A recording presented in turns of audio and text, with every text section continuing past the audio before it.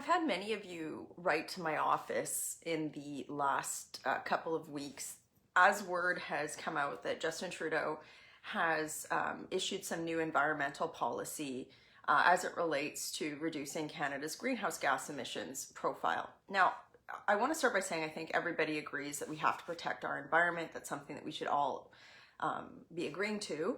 But I also think that we have to question the efficacy of any policy that's put forward. So what's been proposed is Justin Trudeau is proposing increasing the carbon tax by 5 times over a limited period of time in the next few years. So that's a significant increase in taxation. And he, when he talks about this, he says that this is going to reduce Canada's greenhouse gas emission profile. So I've had a lot of media interviews, requests on this, and I know what the Liberals want me to do with this. They want me to come out and self-immolate on the carbon tax so that they can say that I'm a climate change denier and that, it's the typical sort of politics that you see with the Liberal Party. It's predictable. So I want to approach this a little bit of a different way. And I want to, if you want to share this video is really for somebody. If I was sitting down in a coffee shop in downtown Toronto, somebody who would probably never vote Conservative, but is willing to have like an open exchange about policy with somebody like me. So if I was sitting across the table from somebody like that and we were talking about environmental policy and we could agree that, we want to protect Canada's environment, which of course I do, I'd want to bring up the concept of the carbon tax in a few areas that just aren't being discussed. So first of all, a lot of people will say, well, people are going to get this money back in rebates and there's going to be substitute goods and everything's going to be fine and we're just going to see, reduction in greenhouse gas emissions. But that's a very sterile and academic way of looking at things, because the reality is that there's a lot of people in Canada who can't afford basic things like food or rent. And you're asking them to pay for extreme increases in things like heating their home, but also likely on the cost of transporting goods. So to that person, if I was sitting with them, if they were, let's say, drinking a kale smoothie or having like a nice vegan bowl for lunch, I'd ask them where they got that kale from or where those pulses came from that made their vegan dish. And we'd start talking about agriculture and how, one of the big ways that we make revenue in Canada is with farms, and farming equipment uses it uses heavy machinery, and for a lot of reasons there isn't really a substitute good for that right now. So increasing the cost of, carbon on things like agricultural production would affect them because it would increase the cost of their food. And even if we didn't produce that good in Canada, we get a lot of our fresh fruits and vegetables from places that are warm during the year. I mean, it's the end of December here in Ottawa. If you're going to a grocery store and you're picking up a citrus fruit or, raspberries or something, if you can afford that, those have been transported to Canada using what? Carbon fuel, right? And we really don't have a substitute good for that either. So, you really have to look at what that means to a lower income family, seeing the increased cost of foods and fresh produce over a period of time. Where is Justin Trudeau talking about that? I mean, that doesn't just magically go away. And so what you've got here is an environmental policy that's proposed without talking about the direct impact of cost on lower income Canadians. And I think that happens because he's so out of touch, right? Like Justin Trudeau has never had to make a choice between rent or food. I've had to do that in my teenage years when I was just starting out. And that's something that you never forget. And there's a lot of Canadians who are in that boat right now. So, a rebate plan isn't going to address that, is it? Really? So, there's the whole issue of food and agricultural production. And then, there's also the issue of, well, you could just take public transit. Well, that's for somebody who's really never traveled outside of a core urban area. And I mean, like, public transit is a wonderful thing, but even in my community in Calgary, the riding I represent in North Central Calgary, we really don't have public transit, and we live in a major urban center. I mean, I've been trying to get a light rapid transit system built up to my part of the riding of Calgary, which has, you know, some of the most dense ridership demands in the country. Yet it's been 6 years of, you know, government inertia and failure among our city council, the federal government now under the Liberals, to a certain extent the provincial government too. I won't, you know, leave them free from criticism. But how do people in my riding just get around if there's not public transit? And that's in an urban area. Now, what always blows my mind is that there are a lot of people in Canada who just don't understand the realities of rural Canada, right? I mean, for those of you who are watching from a rural community right now, you know that you can't just like magically drive 40 minutes to get grocery from your farm using a magical bus or rapid transit that doesn't exist. It's just, so there's a bit of an urban privilege in this, embedded in this tax, right? Because it really leaves rural Canada behind. It's like rural Canada doesn't exist in this area. And I mean, for those people who are like, well, you know, people can just buy a Prius. Well, I would really love that person to try starting a Prius when it's minus 30 in January in the middle of rural Saskatchewan, trying to drive an hour, like through snow-packed rural roads. Like, I mean, that's just not there. And I'm not saying that we can't get to a point where we do have substitute goods for a truck, a Super Duty, but we don't right now. And you're now making rural Canadians bear a disproportionate cost compared to somebody who lives in urban Canada, and that's not fair. When we're building national policy, you shouldn't just leave an entire group of people behind. We should be having those conversations now and putting that into policy, as opposed to just saying, well, you're a climate change denier if you want to talk about this. Well, no, we need to have policy that works for every Canadian, not just the person who's in downtown Toronto, right? Who benefits from all this stuff, but sometimes pretend that they don't. There's also a group of people who I often talk to, and it's people who have derived benefit.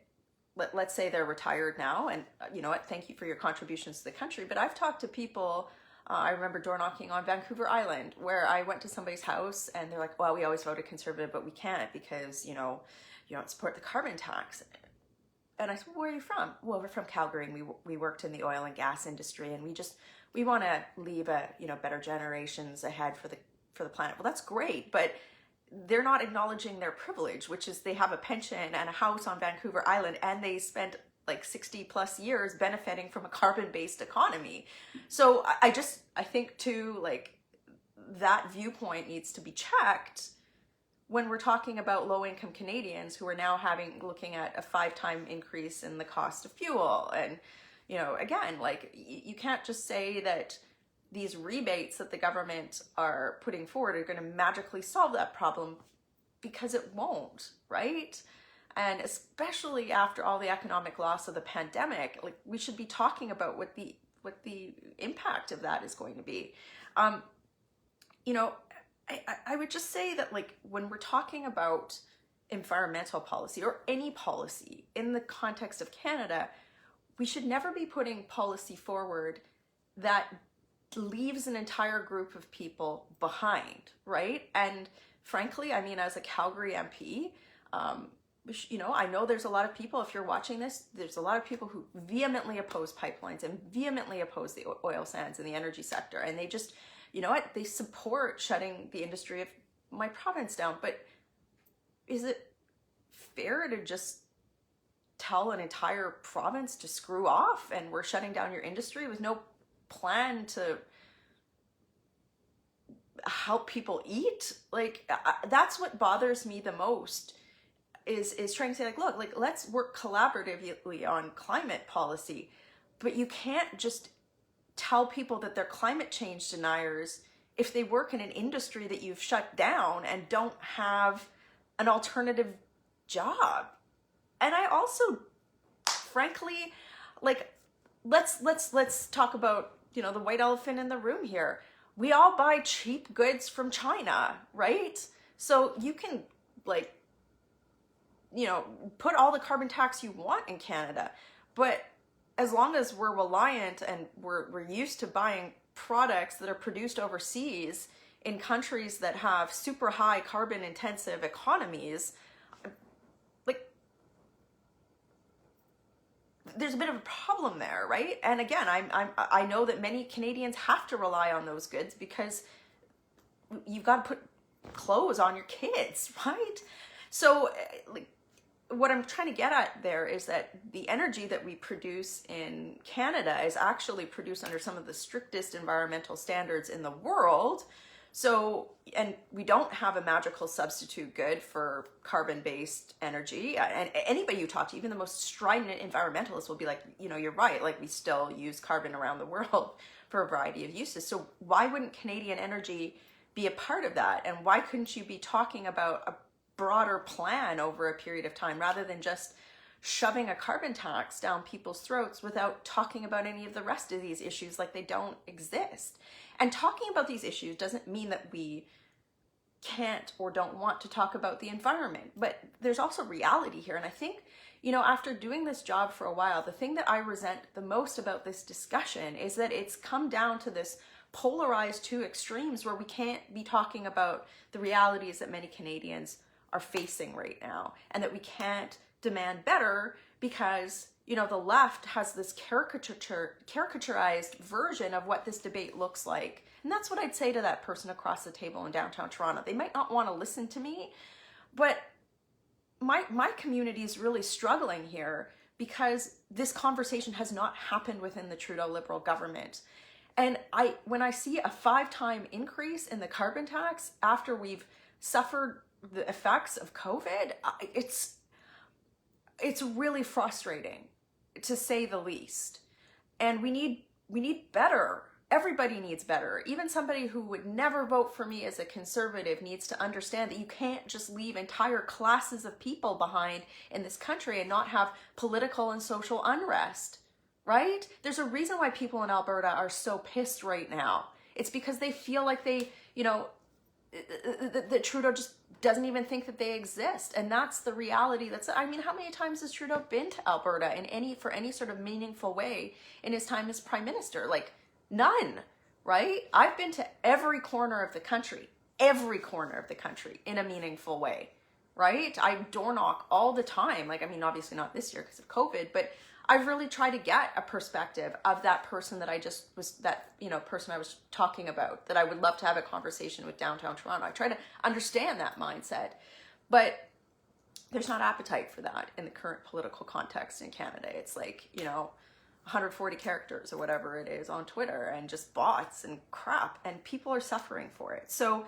you know, I'm not going to give the Liberals what they want. I'm not going to self-immolate on this issue. I'm just going to say that the approach is super unfair. And it's like, to not listen to the concerns of people who have legitimate concerns that I've just raised is wrong. It's morally bankrupt. And no, the Liberals should be getting accolades for this.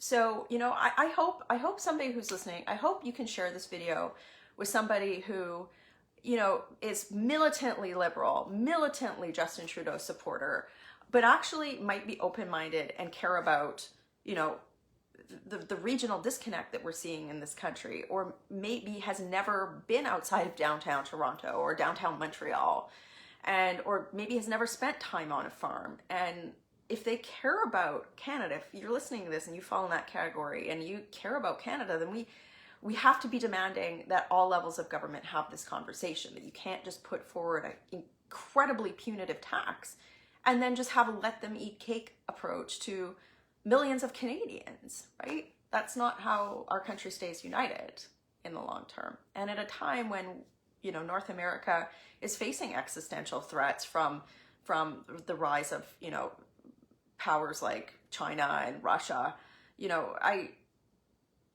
we need to be more united, not less. And this type of dialogue does not benefit national unity. Please share this video.